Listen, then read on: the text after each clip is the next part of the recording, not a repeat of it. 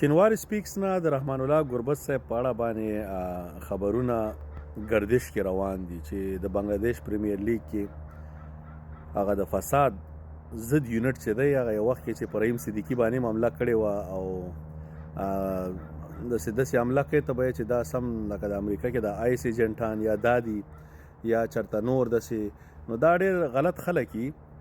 او ګربز صاحب چې دی زموږ د افغانستان یو ښه لوبغاړی دی زه فکر نه کوم چې داسې غلط کار به وکړي که بیا هم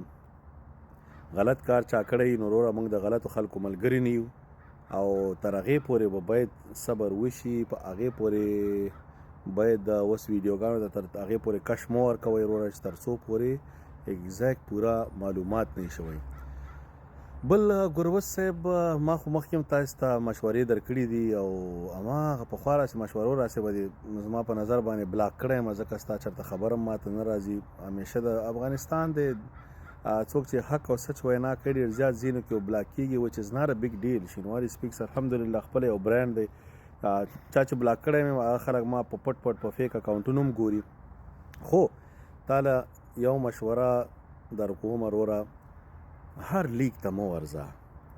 او که بیا ورځې بي پي ایل ته نو د هغه لیگ کریډیبیلیټي ګوره بي پي ایل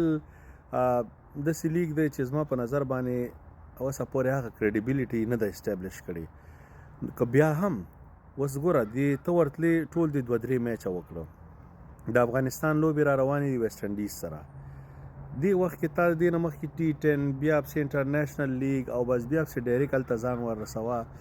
دغه شی چې دی وروره دې نه تېر شه دی 2-3 میچونه چې دی دا به دې پرېښي وی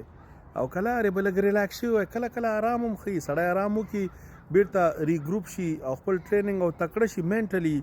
د استراحت درته مهم و دا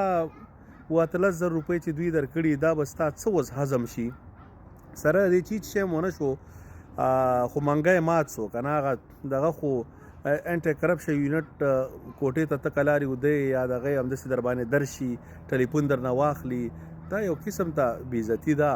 سره دې چې دا خبره باید ښه په جوب وساتل ام ناٹ فین آف دیس حق سچ وی زه خوشحال کمزوری نه یم چې به ډار سم زه په جار نارې وم چې خوله یې راکړه پټېدو را پټېدو ضرورت نشته وروره چې څوک غلط کار کوي هغه مجرم دی او چې کوټ او دغه طرف نه لاړ شي موږ د غلطو خلکو ملګري نه یو خو زما پرسنلی رحمان الله ګربز باندې دغه نه راځي چې داسې غلط کار به وکړي ځکه دا انسان والله عالم خدا دا شی چې دی آی ډونټ تھنک سو